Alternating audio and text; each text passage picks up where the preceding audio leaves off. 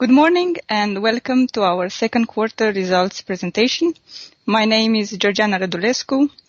I am responsible for investor relations in Tomra, and with me today I have Stefan Ranstrand, CEO, and Espen Gundersen, CFO. Thank you for joining us today. You can ask us questions via the Q&A link on the webpage, and we will answer them towards the end of the presentation.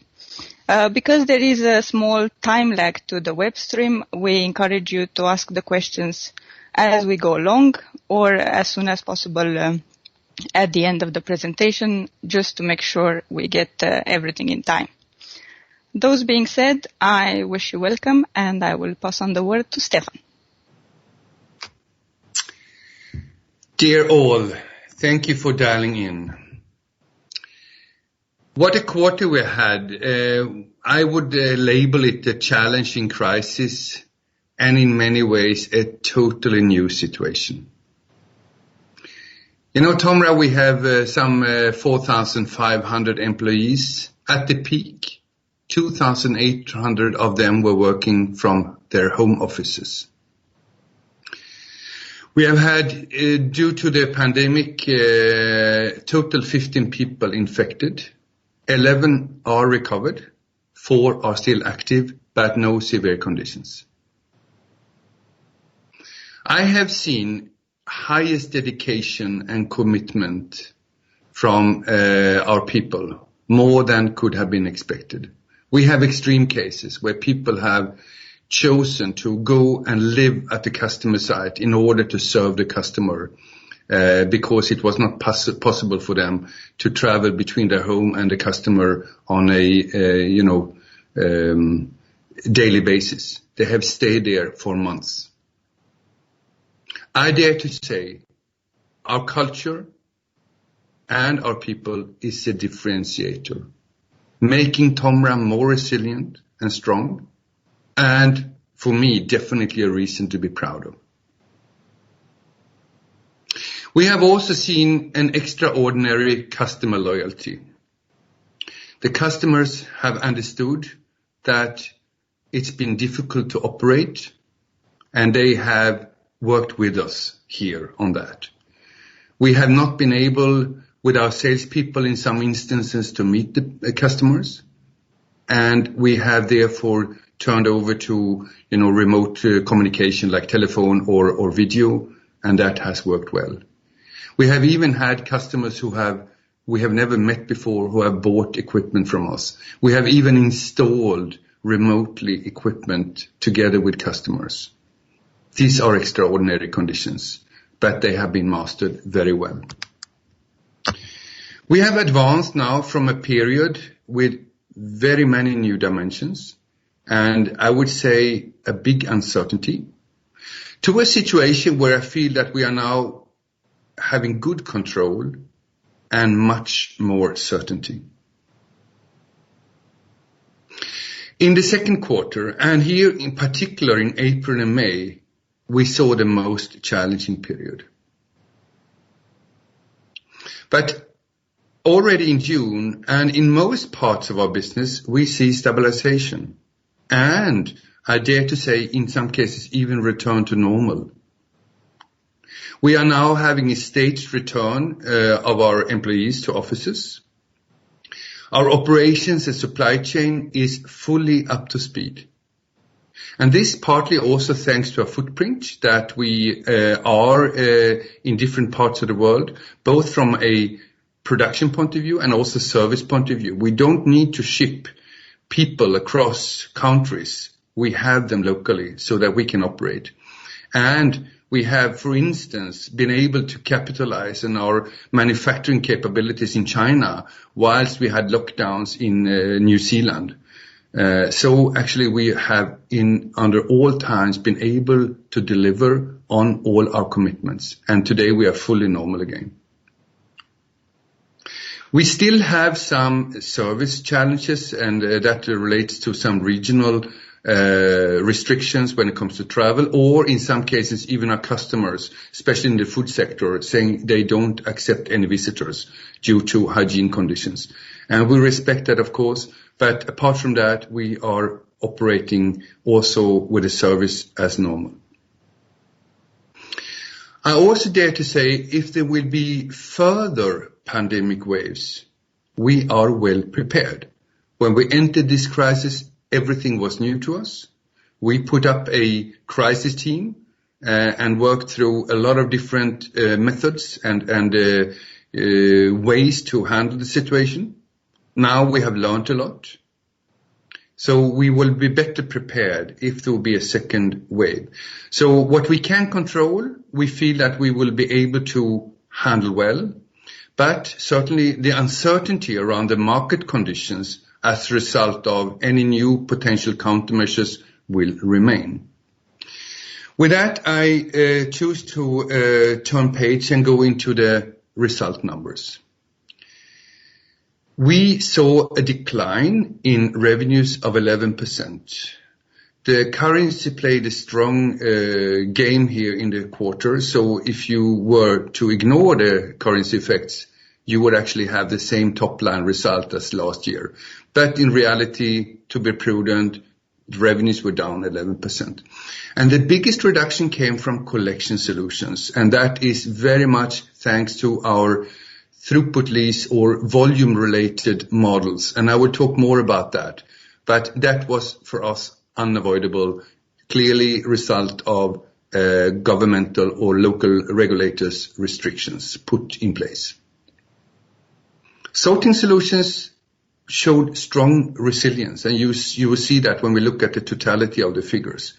But also they were down 8% in revenues. The gross margin was reduced from 44 to 42.9, 44.9 to 42.9, and that was all related to the lower volumes in collection solutions. Again, here, sorting solutions showed strong resilience. We have acted, and I dare to say with speed, to address cost situation and to make sure Tomra as a company remains strong in this period. So all unnecessary costs have been avoided or cut, and we have been able to reduce our operating expenses on a quarter-by-quarter basis compared with Q2 last year by 8%. We have, however, not altered our strategic direction. So we have continued to invest in that we think is important for our future, and that our example is circular economy, but also on product and technology development, and we will show you some exciting new technologies today, in fact. So we see that our strategic direction remains intact. We believe in it, we are committed to it, and we are convinced about that the world will move in the way we are heading in circular economy and food. Therefore, we continue to invest, but we have been active in reducing all these costs we could to safeguard the maximum result in the quarter.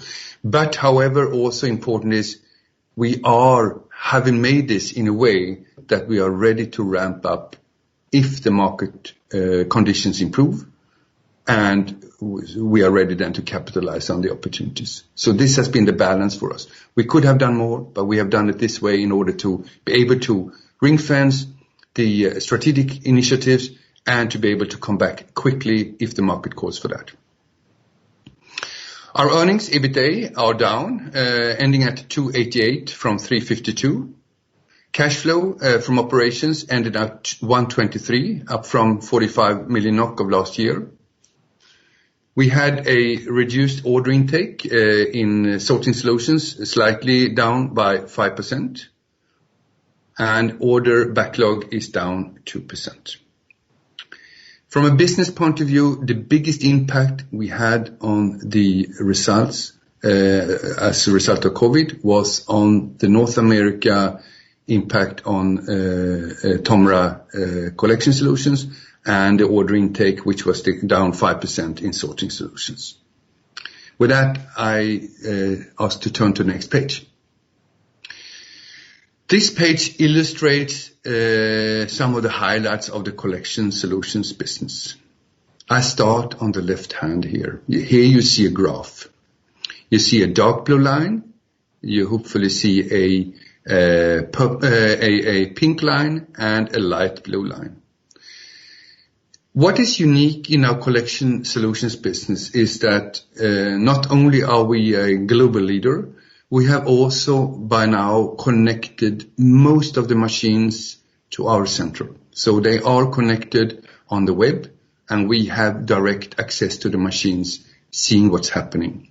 That means we will instantly see how many bottles are going through every machine placed out there.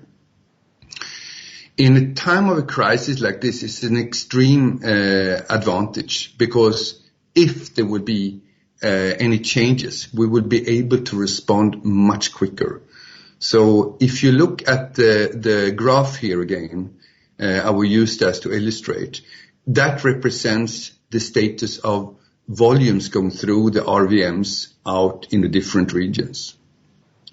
We can see from the dark blue line, which represents Europe, that we have seen no disturbance, no ups and downs. It's been a very stable operation.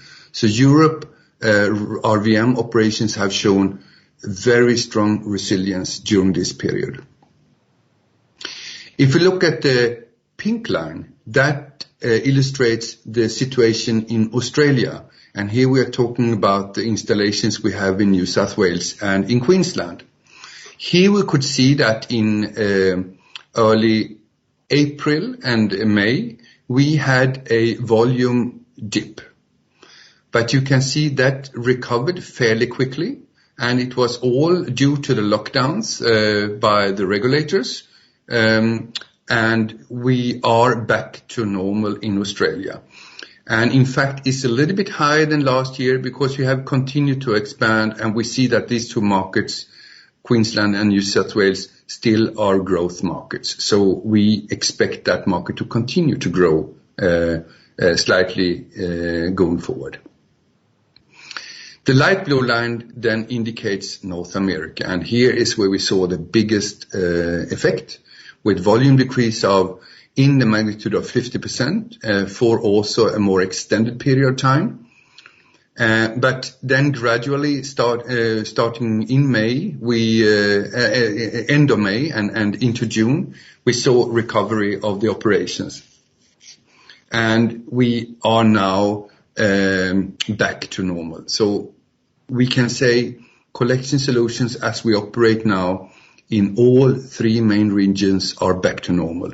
You can also see on this light blue line that we have a certain recovery. People have probably stored a lot of beverages during this period in their garages or in their cellars.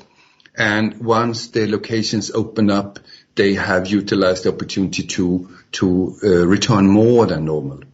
We don't expect this to continue. It will be flattened out. But again, we consider the collection business more or less back to normal.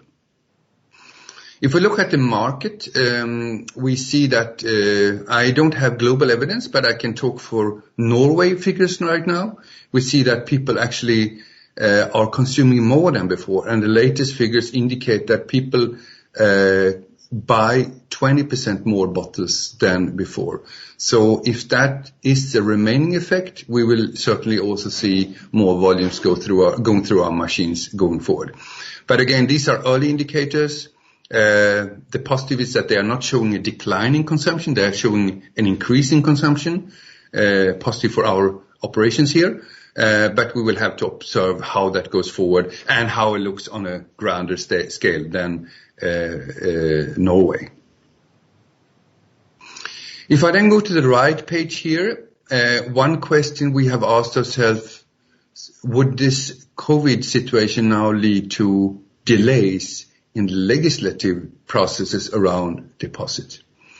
And I'm pleased to tell you we have not seen that effect. Western Australia have now announced the commencement date, and that is October 2020. And in fact, that is ahead of the original plan. So they were struggling a little bit in determining the date due to the situation, and they were playing around with either November or June next year. And they now decided they will go live October. We see that as positive. This is not a big market for us. We will have about 5 locations, or precisely 5 locations, with some 10 RVMs. There will be more high volume locations than we see in many stores in Europe. It's more mirroring what we see in Queensland, and we're excited to go live there. And we are prepared in all ways to do that, both from a technical and an operations point of view. So we look forward to the start in Western Australia in October this year. Netherlands have for quite some time been debating whether to extend the DRS system or not. They have now, on April 24, decided to extend their DRS system. So they already had a system, but the new system will also include small bottles and more types. And they have set the deposit value for the small bottles to 15 cent euro, and for larger bottles to 25 euro cent. And they target a return rate of 90% as of January 2022.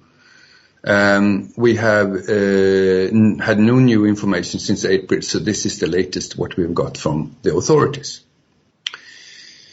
And finally, Scotland, also here, moving ahead. On May 13, the Scottish Parliament approved the deposit and return scheme for Scotland Regulations 2020. And they are committed to start the system 1st of July 2022. And that has been passed into law.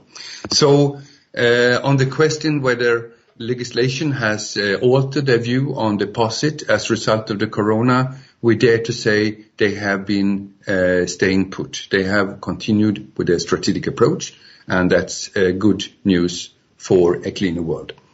With that, I will turn to the next page and talk about the food business. In essence, food is not eaten less during these times. What happens is that people have less opportunity to eat at restaurants. There will be less, since there are less people working, the whole catering sector is also reduced, less conferences, less office supplies of food. And of course, a lot of hotels have been shut down. And this HoReCa, hotel, restaurant and catering sector, is quite significant, especially for the processed food sector.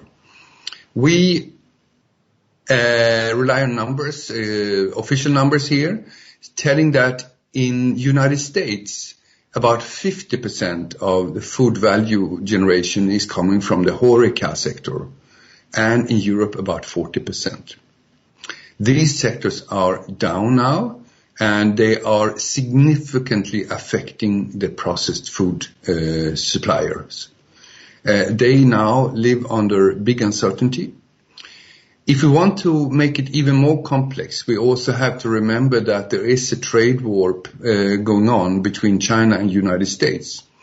And we have reported before that that affected U.S. exports from round numbers of $20 billion of food was exported to China 2-3 years back.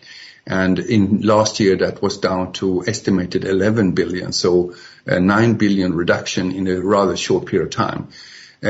We have no evidence for that has been resolved, so that still remains as an uncertainty over this sector. So you have, for the U.S. food processing industry, you have 2 really big effects affecting them here in a short period of time. You have the China-U.S. trade war, and you have the big reduction in volumes in the HoReCa. Therefore, that sector in U.S. and the HoReCa impact in Europe has made this sector of processed food really pressed. We are still not seeing evidence for recovery here, so we actually remain cautious also going forward about the processed food sector. It makes in our food business about 60%, where 40% is the fresh sector, so it is not insignificant. And we just want to be prudent and say here we still see an uncertainty. On the fresh side, however, we have seen very good momentum. Most of the food is sold over retail. There has been an uptake here. We have seen good activity levels in many new capacities being installed in both the berries and the fruit sector, and we have seen strong orders growth in that sector. So to date, good momentum in fresh, low momentum in processed food.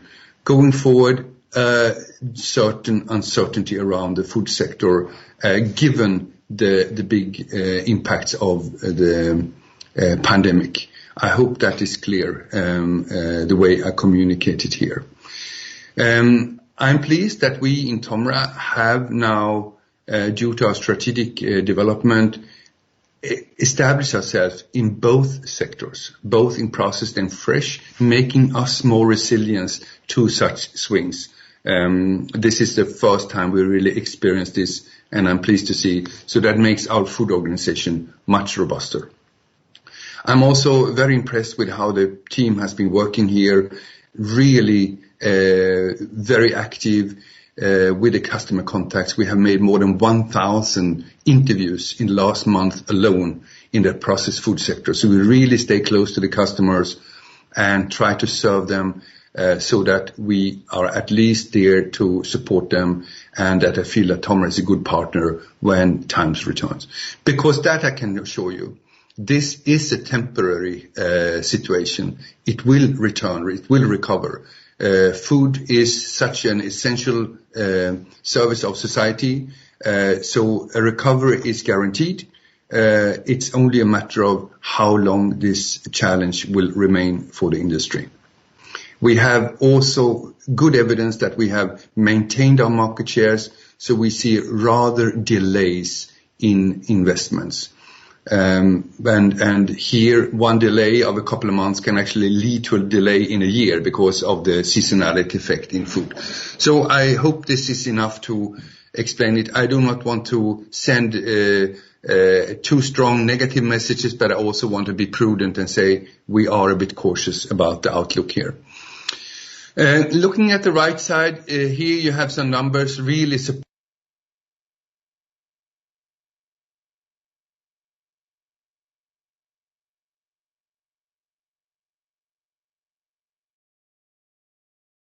So it's a final quality control, and it's robot, not in a normal sense, because this is a robot with advanced multi-sensor system. So also here using artificial intelligence and sensors, we are able to do things we could not do before. And again, this final product quality control is so critical for enabling of circular economy. So you can say these new launches are very fit for our attempt to be leader in the circular economy area. So I'm really excited about this. In addition, I tell you, we had 1,000 participants on this launch event, and the feedback was overwhelming. But before I talk more, let's turn page, look at the video, and I hope you will like it as much as I try to make you enthusiastic about it here.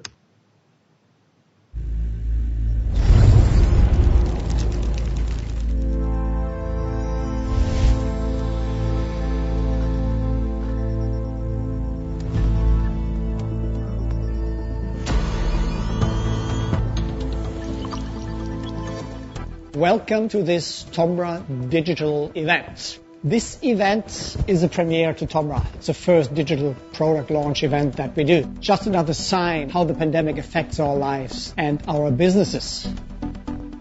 The bright future we see ahead of us requires the cooperation and smooth interaction of the industry and all stakeholders along the value chain. We know very well that we are currently overexploiting Mother Nature's resources. We will continue to develop the most advanced solutions that help to create circular value streams and bring harmony to industry, society, and nature.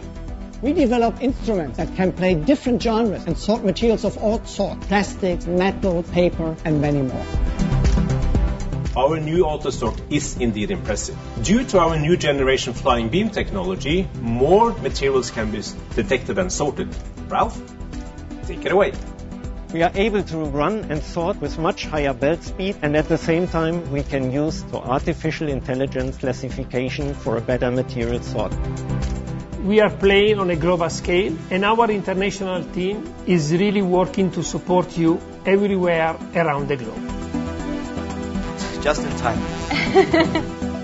With the laser technology, like for example shape recognition, due to the fact that we can use the deep laser technology to do deep learning. This composition makes our symphony unique, powerful, and stable.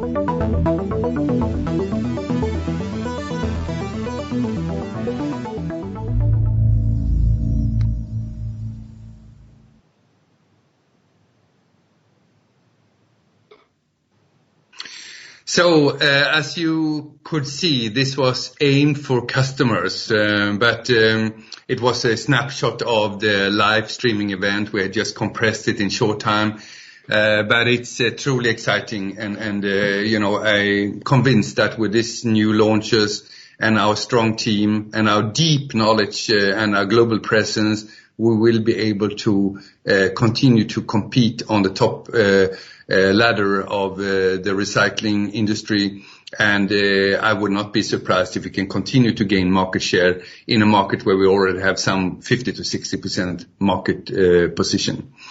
Now, my last piece in my presentation is about the circular economy. As I said before, we are committed to this. I see Tomra as a obliged partner for the collaboration we are doing and for the evolution of the society from a linear to circular economy. We are pristine position. We have leading position in collection and sorting, and they are essential technologies for making this happen. We have invested significantly in creating and positioning ourselves in these collaborative platforms.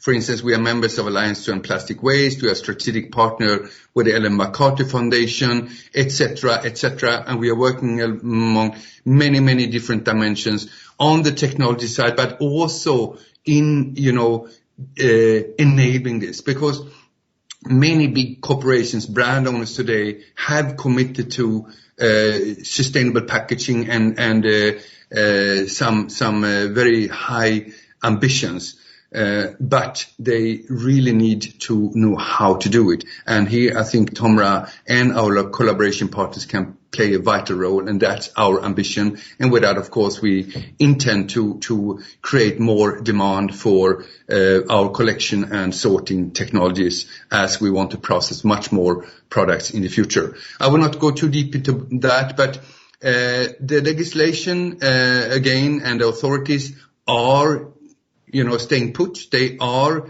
focusing on this transition. We have the European deal as a part for a resilient recovery after COVID-19, where Ursula von der Leyen really talk about scaling up investment in the fields of sustainable mobility and the circular economy. So it's a commitment for the European Union. We see the Green Deal as a green recovery. We are seeing short term now the economical situation creating challenges for many of our customers, especially in the metals and general plastic waste, as I mentioned before.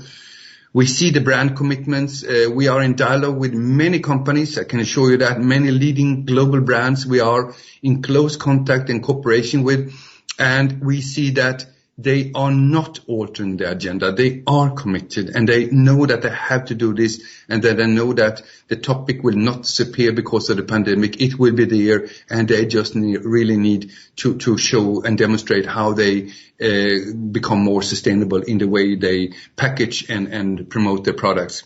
And we see that the legislation continues to be a major driver for implementation of circular economy. So this is one of the strategic highlights of Tomra, as you know from before, and we are totally committed to it. We are continuing to invest in the technology, in the collaboration, in test centers, and in different ways to make this happen. And with that, I will actually stop here and pass over to Espen to present the numbers for you. Thank you for listening. Thank you, Stefan. If we move to slide 10, as always, quick look at currencies. As you know, Norwegian krone depreciated significantly during first quarter this year and continue to be weak compared to all major currencies, and we are 16% down versus dollars and almost 13.4% down versus euro. Second quarter 20 versus second quarter 19, and this of course influence the figures as we will see. Moving to the next page, you see, as Stefan said, we are in nominal figures flat versus last year, but it makes more sense to look at the currency adjusted figures on the right columns. And consequently, we are down 11% on the group, 13 down on collection, and 8 on sorting. Gross margin is down 2 percentage points due to the lower margins in collection. Operating expenses is down 8% due to strong cost control in the quarter. Travel cost is down for obvious reasons. Salaries is down due to furlough, the German Kurzarbeit, some government grants, and very limited use of consultants. Marketing is cut and so on. At the same time, as Stefan said, we have increased cost on group functions related to the circular economy initiative in particular, and the gross savings are consequently north of 10%. But since the margin is down, the EBITDA is also down to 288 compared to 352 last year. Moving to collection solutions on page 12, there are significant difference performance between the regions. Europe is not impacted really. Retail is open and people can return. We have service techs living close to the machines, so we usually get access to the machines, and in total Europe is actually up 5% currency adjusted, so really no material impact in that region. North America, as we touched upon, down 38%. The lockdown, particularly in New York, but also in the other states like Michigan and the New England region, has been hitting us significantly. As in North America, we also have manual machines on throughput leases and we run redemption centers. So our revenue is a direct consequence of the volumes hitting our infrastructures, and also the material recovery part of our business, where we take responsibility to the bottles and cans after they go through the machines. This is also their activities linked to the return rate. So we have been down, and that's the main reason why we see a lower revenue in total for the quarter. The rest of the world is mainly Australia, and as Stefan said, we had a small dip in April, but already going into May, we were back at normal levels in Australia. So with lower volumes, the gross margin is also going down, even though we have had significant layoffs for a period in North America. We also have fixed cost under costs due to rent, lease, depreciations and so on. So that's the reason why margins temporarily has gone down in collection in this quarter. Operating expenses is down 9%, and then EBITDA 118 million. Moving to sorting solutions at page 13, revenues are down 8% currency adjusted. Food was similar, or slightly down on top lines, but recycling has had a stronger decline. And this is partly because of higher comp figures in the recycling business stream. In total, this is marginally above the 60 to 65% backlog conversion ratio we indicated at the end of first quarter. So overall, we have managed to keep activity up, but it's still hard to get machines out, parts and people across borders. Some of our customers do experience challenges. therefore installations has been postponed and some service has been not been executed according to original schedule.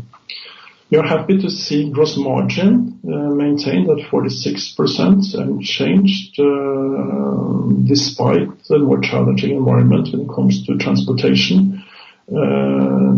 That's an increased cost for us, and there are some obstacles in that respect, but we have managed to compensate and still report 46% on the margin side.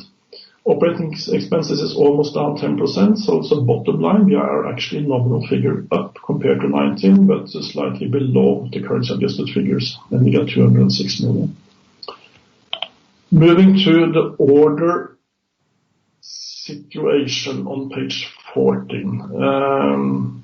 As we said under the first quarter presentation, we assumed that the second quarter order intake would go down, and it is with 5%. So the pandemic has made it more challenging to meet customers, in particular new customers, as travel is restricted and fairs are closed. So the intake would have been higher if it wasn't for the COVID situation.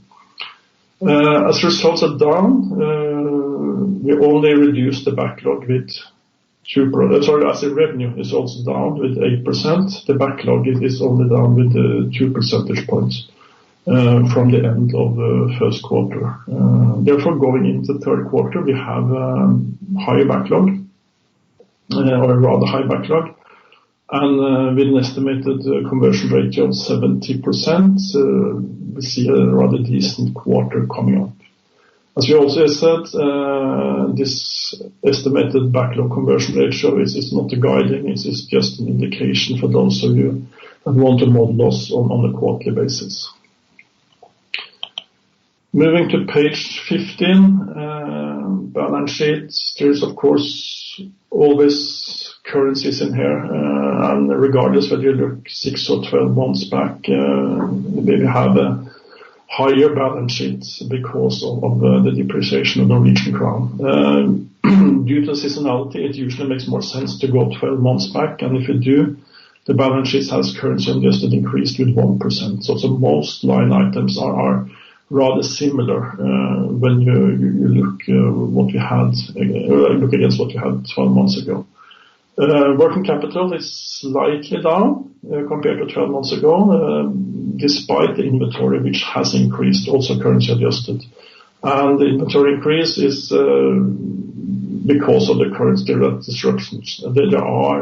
We are more cautious. We are building some buffers, and it's not strictly just-in-time ship line anymore because of the uncertainties.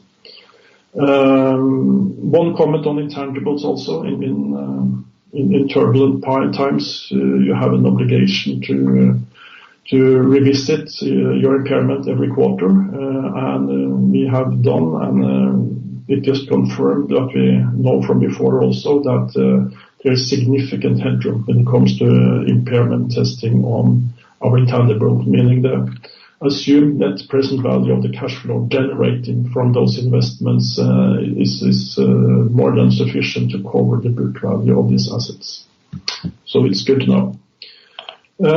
Page 16, solid financial position, maybe slightly short debt maturity on 2 years on average.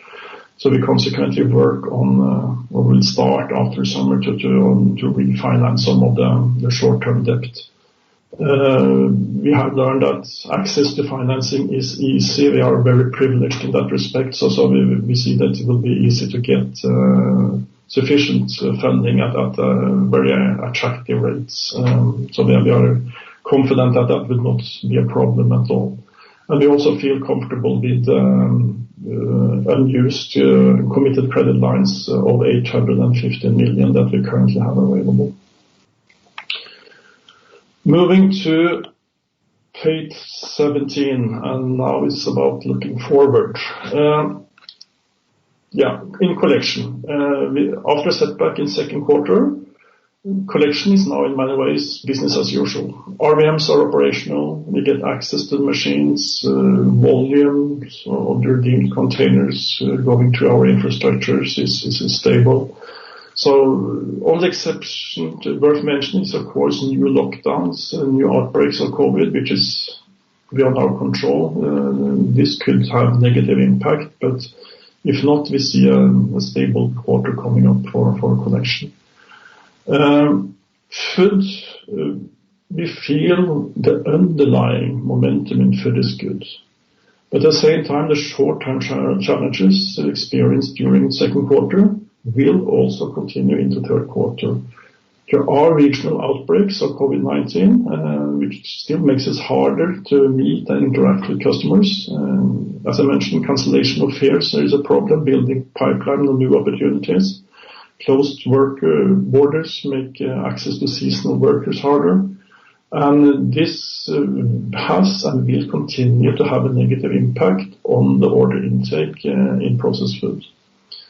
In TRM, as Stefan said, the majority of the business is going good in the waste recycling. Some segments, which is dependent upon commodity prices, has a setback. This, however, accounts for only a minor part of the Tomra recycling mining business. So if you look at the sorting division combined, due to the challenges, the short-term challenges within food, the order intake is assumed to be down versus third quarter 19, meaning third quarter 20 will be down versus third quarter 19. It will probably also be down versus second quarter 20.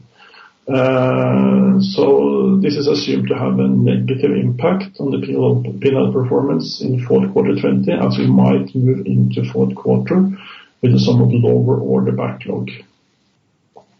On operating expenses, we believe in the future, and we invest to build an organization to prepare for this. And we're already carrying significant costs related to this. And again, as we said, we want to ring-fence these activities because they're very important for us for executing upon the future opportunities and our strategy. At the same time, we are more cautious on spending, and non-essential costs is kept at a low level.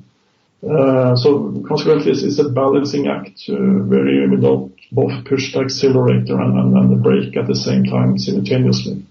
But very round figures, we believe to be flat on operating expenses, third quarter 20 versus third quarter 19, currency adjusted, meaning increased costs in group functions related to circular economy will be compensated with somewhat lower cost in the business units. And as always, currency will play a role, and we will continue to have a tailwind from the weak Norwegian crown if the regime that we have today will stay out through the third quarter. That concludes the presentation, and we're opening up questions from the web. Georgiana, could I only say a few final words? Yes, please, Stefan. So, dear all, we might have some customers and employees listening in here, and I just want to express gratitude to you all for your commitment, your dedication, and your passion during this period. Tomra could not be successful without your support, and we are here for you today, we are here for you tomorrow, and we will return to normal conditions, and we are ready for it, as you have seen. And I hope that you see that most of our business is back on a normal situation right now, and we are committed to serve you going forward. And I thank you very much, all employees, for your commitment during this difficult period. Thank you. Thank you, Stefan. With that, we can start on the Q&A section. We have a first question from Knut Erik Løvstad from Kepler Cheuvreux. Do you have an indication of the size of the market in Scotland? Okay, maybe I should take that. Scotland has communicated their targets, and the setup is now pretty clear. They have high ambitions, meaning they will form a modern system involving the use of RVMs. Collection targets increasing to 90% by 2025. All material types is included, PET, can, glass, and all drink types is included. And it's a high deposit value, 20 pence. We believe that this will be a good system, and in many ways it looks like the Nordic systems that we know from before. In, say, modern systems using automated solutions, you usually see between 2,000 and 6,000 citizens per machine. With ambitions we see in Scotland, we will be closer to 2,000 than 6,000 is our guess for the time being. And it's 5.5 million citizens in Scotland, so then you have the figures needed for doing estimates based upon what we know today. Okay, the next question is from Mikkel Nyholt from Carnegie. What is Tomra's take on chemical recycling, with, for example, pyrolysis getting more and more attention as a way, or at least an attempt to recycle plastics? Could it ever be a possible path for Tomra to either collaborate with or acquire such companies? This will be a Stefan question. You can say in general, thank you for the question, Mikke. In general, you have two main ways to do the recycling. You can have a mechanical recycling, or you can have chemical recycling. Mechanical recycling is what we see to the largest degree today, and chemical recycling is innovation. Chemical recycling, I hope, will evolve to become good and effective, and it is complementary to the mechanical recycling. It is most likely more intense in capital investments and in use of energy and process equipment. So it will again be complementary. We are working with already. We're in close contact with the main companies doing and aiming for doing chemical recycling, and not the least thanks to our participation and membership of the Alliance to End Plastic Waste. You have many of the chemical recycling companies in there. So we are definitely working on that. For us as a Tomra, it will not alter anything, because for recycling, either mechanical or chemical, you will need to collect the material and you will need to sort it. So it's not that you just dump general waste into a bin and then you make chemical recycling. No, you make a pre-sort of it, and then you can use more contaminated plastic can be through chemical recycling graded to much higher degrees, where you could actually not recover it in a mechanical recycling. Or if you have multi-layer type of material, chemical recycling would hopefully be the answer to that. But for us, it will actually only be more opportunities, because it would be more recycling made if chemical recycling is successful, but you will still need a collection technology, you will need a sorting technology, and the chemical recycling takes place after that. So either if it's mechanical or chemical, it would be both our customers, and I hope I was clear, we are in deep collaboration with these partners, not the least thanks to Alliance to End Plastic Waste. The next question, there are actually two questions from Daniel Haugland at ABG. The first question, OPEX was lower. Could you comment how this was split between collection sorting and what drives it? For example, lower travel expenses. Should one expect OPEX to increase again when revenues come back, or is the OPEX reduction more permanent? Yeah. I think I saw this question came in, but I think we answered good on it after the question came in. If you go back to what we said both on the unit's presentation and on the outlook, it was pretty clear there, and you can read the split between out of the figures also. So I don't think we need to elaborate more on that one. The second question, also from Daniel Haugland, is order intake lower in sorting. Could you please comment on the decrease and whether it was driven by food or recycling or metal? Yeah, I think it's rather evenly split between the units, but those units we mentioned that has experienced most challenges due to the situation are also the one with somewhat lower order intake. We talk processed food and we talk metal recycling in general. Thank you. The next question, also two questions from Fredrik Kasse. Any update on the 2019 dividend payout? Yeah, I think what was agreed at the AGM was that the board got a proxy to decide dividend, and it's really a question for the board and not for management. So I assume that they look at the development in general, both for Tomra and what other companies in similar situation do, because many companies has postponed their dividends. So let's wait and see. I know that they monitor the situation closely and we'll come back to this at a later stage, but there's nothing more to communicate at this stage. And a follow-up question, any news on Canada and New Zealand, also from Fredrik Kasse?